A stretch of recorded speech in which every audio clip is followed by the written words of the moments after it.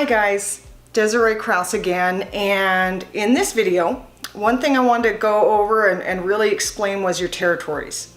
Now, in your 200,000 person territory, that's going to be, obviously your whole service area, but probably not going to want to service it all right in the beginning. Again, the least thing you want to do is get too big too fast. So what we try to do with the restaurant delivery, which is, the one that looks like Grubhub and Postmates, those are going to have, we put 20 businesses in there, and we try to do the mom and pops because again, they're just easier to work with. They're usually a lot more receptive, so it's a great way to start. So we pick those, and there's going to be a 10-mile radius or so that you're going to be working within that to begin with.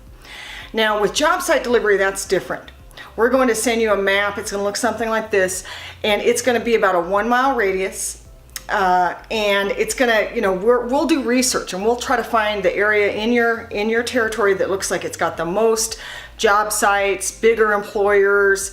It'll have some small employers, but a lot of people, and a lot of people that have a hard time getting lunch. That's the main thing. And so what we do is we're going to pick those. We're going to map them out for you. And then what we're going to do is we're going to pick those 5 restaurants that we think are going to be the most, receptive and also popular. So we're going to do research into what, people in your town like, and we'll probably ask you for some advice on that as well. So we'll pick 1 restaurant a day, and we're going to list those. Now, we try to pick restaurants that are in a 2 to 3 mile radius. And the reason is of that location.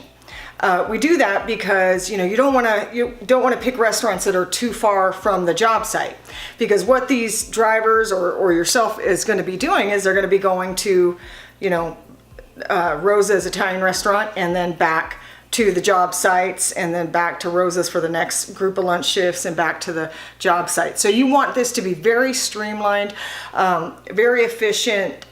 The more so it is like that, the better you're going to do, and the more people you can feed. You can make some good money if you're charging $3 to $3.50 per lunch. But we need to make that very streamlined so that you get these lunches there on time.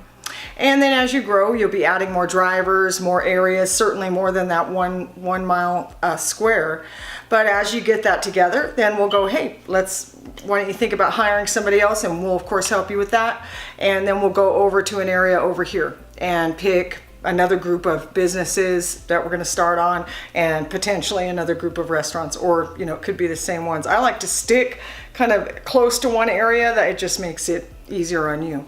But we'll go through all of that, as we go along. But I hope that makes sense. Any questions, of course, let us know. And we'll be going into all of this in more detail. We'll be focusing on just the restaurant delivery and just the job site delivery. And then, of course, grocery is something else. But that tends to be the much easier aspect.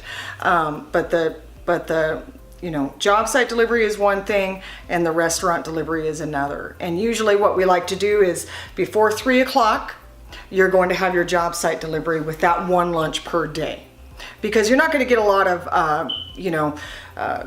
dinner deliveries before 3 o'clock. You're not going to get a ton of people ordering from you during the day, during lunchtime. Most employees aren't going to try, they don't go for Grubhub or Postmates or Uber Eats during the day like that, because they know there's no way they're going to get that lunch there on time. So during the day, what we want to do is try to let those people know, hey, you can get your lunch there on time, and we're going to canvass that area with your menus and material. So that's very different than the restaurant delivery. So after 3 o'clock, you'll have all of your menus available. But it's just a lot more flexible in the evening, in the lunchtime. Again, you've got a very small window of time that these people can have lunch. So you can't be everywhere at one time, and you don't have an army working for you yet. So we need to keep it very streamlined. In the evening, there's more flexibility. If you're 5-10 minutes, later, it's not a big deal. But when someone has a half-hour lunch, that is a big deal.